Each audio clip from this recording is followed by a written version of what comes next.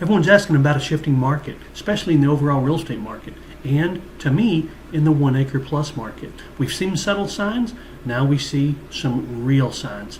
I'll show you what I mean. So how do we know if we're in a shifting market? Well, there are some feelings that agents have, but we're not going to go on feelings. We're going to go on stats. When I'm talking about feelings is agents kind of realize if activity on homes is less, if traffic on open houses is less, if they're getting fewer interested buyers, fewer contracts, things like that.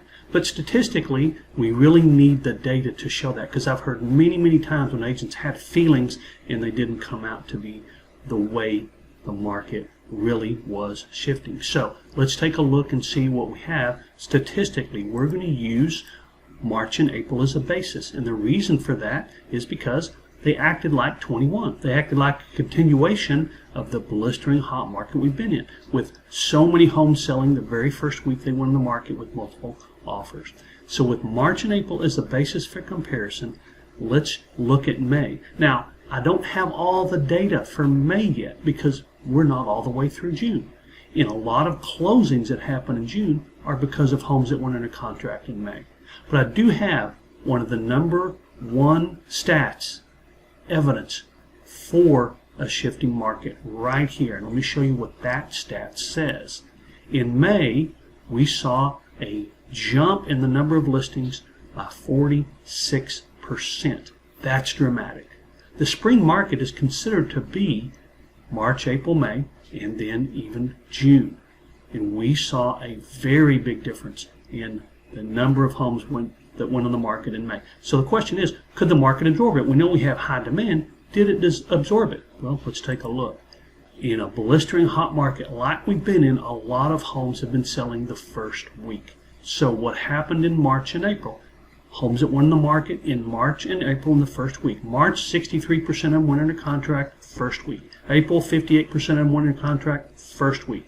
May, only 37% went under contract the first week. So that shows the demand wasn't quite there to absorb that increase in listings.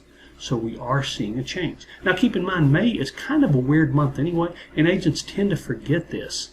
But there's a lot going on. Graduations, people leaving on vacation right after school is out, Memorial Day, all kinds of things going on.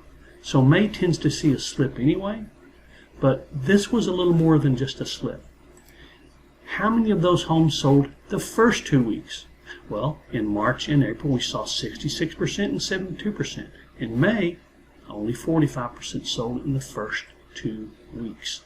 Now that is actually a pretty incredible stat. Any other time, if we said 45% of the homes in May sold the first 2 weeks, that would be phenomenal. But we're comparing to a blistering hot, historically hot real estate market. It's kind of like the experiment that's done where two groups, one puts their hand in icy cold water and then plunges it into room temperature water, and that water feels hot. The other group puts their hand in very hot water and then puts it in the room temperature, and it feels cool. Well, what are we comparing to?